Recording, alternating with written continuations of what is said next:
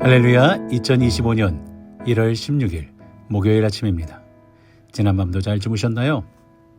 계속되는 성도들을 찾아가는 말씀, 하루에 한 장 새벽 말씀, 창세기 9장입니다.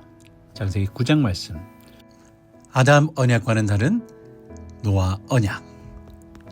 어느 날 한 아이가 무지개를 바라보며 아빠에게 물었어요. 아빠, 저 무지개는 왜 생긴 거야? 아빠는 미소를 지으며 대답을 하죠. 만약 무지개는 하늘이 우리에게 보내는 약속이란다. 다시는 큰 홍수로 세상을 멸망시키지 않겠다라는 하나님의 약속이지. 그러자 아이는 다시 물어요. 그럼 약속은 안 지키면 어떻게 되는 거야? 이 질문에 아빠는 잠깐 고민하다가 말을 하죠. 약속은 지키라고 있는 거란다. 그리고 하나님은 당신의 약속을 절대 잊으시는 분이 아니야. 이처럼 무지개는 단순히 자연현상이 아닙니다. 하나님의 사랑과 배려를 나타내는 상징이죠. 오늘 본문을 통해 아담 언약과는 다른 노아 언약, 그리고 그 안에 담긴 하나님의 놀라운 은혜를 함께 살펴볼 수 있기를 바랍니다. 그럼 우리 9장 본문 1절에서 17절까지의 메시지 간략하게 한번 살펴볼까요? 노아가 방주에서 나온 이후 하나님이 유독 반복해서 명령을 하죠. 그것은 그 명령이 뭐냐? 생육하고 번성하여 땅에 충만하라. 1절과 7절 또 8장에서 나오네요. 하나님이 노아와 그의 아들들에게 복을 주시며 그들에게 이르시되 생육하고 번성하여 땅에 충만하라. 이 말씀이 1절에서 7절, 8장에서도 반복되는 이유가 무엇일까요? 홍수심판은 모든 생명을 멸망시켰습니다. 방주에 탑승하여 구원받은 생명조차 미래에 그들에게 닥칠 일들을 예측할 수 없는 상황이죠. 이러한 배경에서 하나님은 생육하고 번성하여 충만하라, 생육하고 번성하여 충만하라라는 명령을 반복하십니다. 여기에는 당신의 창조물을 보호하시려는 하나님의 노력과 마음이 담겨 있습니다. 또 본문은 하나님의 보호 없이는 인간의 생존이 불가능함을 알려줘요. 한편 사람의 생명을 해쳐서는 안 된다는 명령과 함께 하나님이 자기 형상대로 사람을 지었다라는 것이 그 근거로 제시되었습니다. 이것을 통해 우리는 여러 생각을 할 수가 있어요. 첫째, 인간을 죽이는 행위는 무엇일까? 그것은 한 생명을 해치는 것을 넘어 하나님의 형상을 파괴하는 행위라는 거죠. 인간을 죽이는 행위, 한 생명을 해치는 것을 넘어 하나님의 형상을 파괴하는 행위라는 거예요. 둘째로 하나님의 형상을 가진 자는 누구인가요? 오늘 보면 하나님의 형상을 가진 자를 특정 인물로 제한하지 않고 모든 인간이 하나님의 형상을 가지고 있다고 다시 한번 선언합니다. 성경적인 평등 사상이 여기에 담겨 있는 거죠. 그럼 언약이란 뭔가요? 우리는 언약이라는 말에 특별한 의미를 부여합니다. 그래서 자연히 언약 백성이라는 용어는 언약에 포함되지 않는 자를 배제해버려요. 하지만 최초의 언약은 어떤 모습일까요? 하나님은 10절 너희와 함께 모든 생명을 곧 너희와 함께한 새와 가축과 땅의 모든 생물까지 언약의 범주에 포함하셨어요. 즉 최초의 언약은 배제가 아니라 포용이라는 거예요. 이것이야말로 진정한 하나님의 은혜가 아니겠습니까? 처음 인류를 만드셨을 때 아담과 언약을 맺으신 하나님은 노아 홍수 이후에 새로운 인류의 시조가 되는 이 노아와 언약을 맺으시는데요. 노아 언약에 나타난 하나님의 뜻을 깨달아 하나님의 은혜와 사랑을 나누며 세상에 전파할 수 있는 우리 모두가 되어야 합니다. 그럼 아담의 언약과 다른 노아와의 언약에는 뭐가 있는 건가요? 첫째로 하나님은 육식을 허락하셨다라는 거예요. 하나님이 첫사람 아담과 언약하실 때에는 식물만 먹는 것을 허락하셨어요. 그래서 제7일 안식교에서는 식물만 먹어야 된다. 야, 성경 봐라. 구약엔 그렇게 돼 있다. 막 그러잖아요. 하나님이 이르시되 1장 29절에 하나님이 이르시되 내가 온 지면에 씨 맺는 모든 채소와 씨 가진 열매 맺는 모든 나무를 너희에게 주노니 너희의 먹을 거리가 되리라. 그러니까 동물은 먹을 것으로 허락하지 않으셨다라는 거예요. 그래서 개신교를 향하여 성경을 안 지킨다고, 성경을 모른다고 비난하죠. 그러나 노아 홍수 이후에 노아와 언약을 맺으실 때는 식물과 함께 어떻게 해요? 동물도 먹을 것으로 주셨어요. 9장 3절에 모든 산 동물은 너희의 먹을 것이 될지라. 채소같이 내가 이것을 다 너희에게 주노라. 하나님이 아담과 언약할 때에는 죄가 세상에 들어오기 전이라 사람뿐만 아니라 동물에게도 죽음이 없었을 거예요. 그래서 동물을 사람의 먹을 것으로 허락하지 않으셨다라는 거예요. 그러나 아담이 타락하여 피조 세계의 죄가 기생한 후로는 사람도 동물도 죽음을 맞이하게 되었어요. 타락 이후에 하나님은 짐승의 가죽으로 옷을 지어 아담과 하와에게 입히셨죠. 이게 3장 21절에 나와요. 즉 짐승이 죽어야 했던 거예요. 노아 홍수 이후로는 사람이 짐승을 자기 양식으로 삼음으로 짐승을 죽이는 일이 일상이 되었습니다.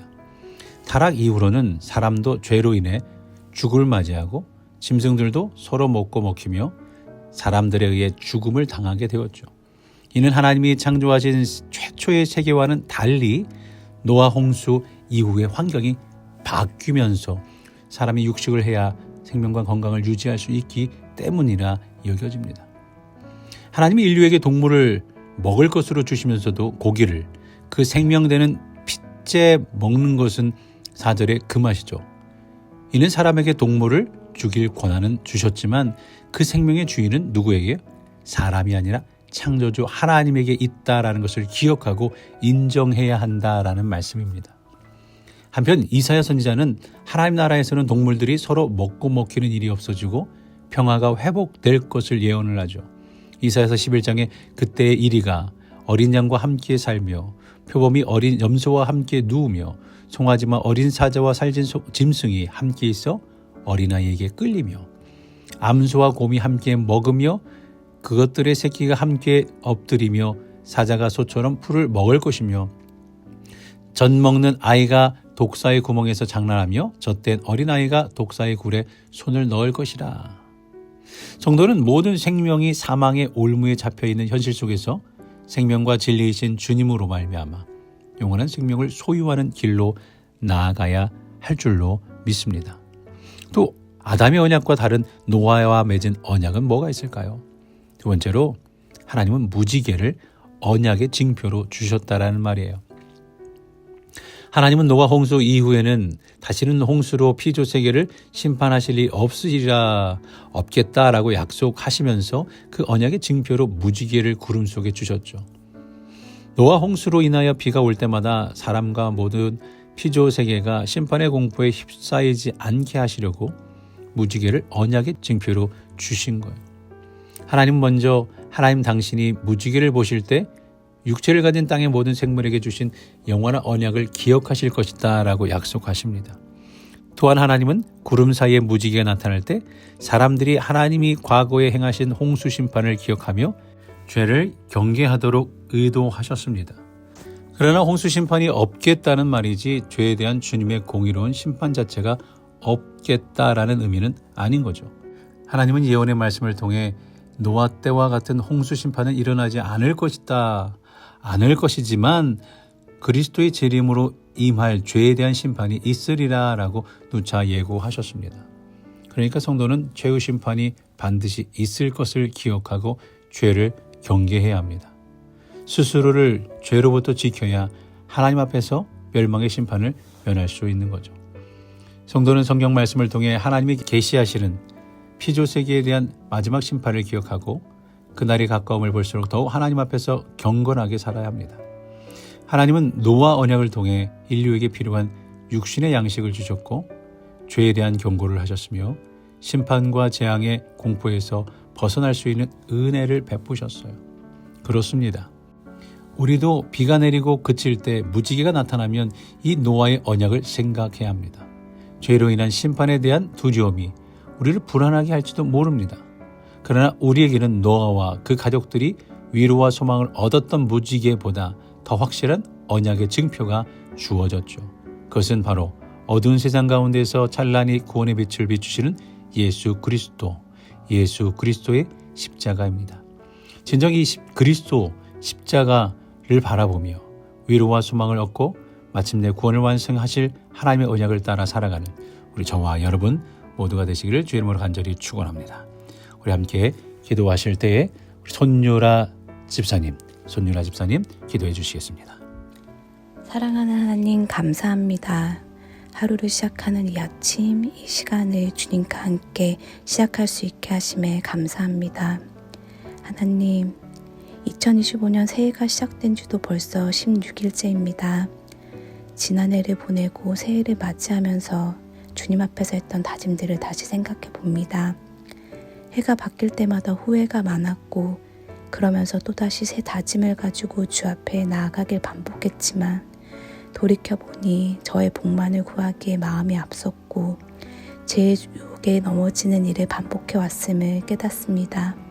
주님, 허나 저희가 그러한 연약함이 있기에 주님께 더욱 붙들려 있기를 기도합니다. 나는 포도나무요 너희는 가지니 그가 내 안에 내가 그 안에 있으면 사람이 열매를 많이 맺나니 나를 떠나서는 너희가 아무것도 할 수 없느니라 하셨던 주님의 말씀처럼 올 한 해 주님이라는 포도나무에 딱 붙어있는 가지와 같은 삶을 살아내게 도와주시옵소서. 주님, 교회를 위해서 기도합니다. 사랑의 공동체가 되게 하시옵소서. 교회 안에 형제자매들이 피를 나눈 건 아니지만 그보다 더 귀한 예수님을 향한 믿음과 사랑을 함께 아는 자들이니 서로를 생각할 때 사랑이 샘솟기를 기도합니다. 또한 저희 교회가 주님의 일을 하고자 할 때마다 주님의 뜻이 무엇인지를 먼저 구하며 그것을 알아차리는 민감함도 가질 수 있도록 도와주시옵소서. 하나님, 모든 것이 주님의 은혜입니다. 잊고 살아갈 때가 너무 많이 있지만 언제나 하나님의 나라 천국을 기억하며 오늘 하루도 감사함으로 채워가게 해주시옵소서. 사랑합니다. 감사합니다. 모든 말씀 살아계신 예수님의 이름으로 기도합니다. 아멘.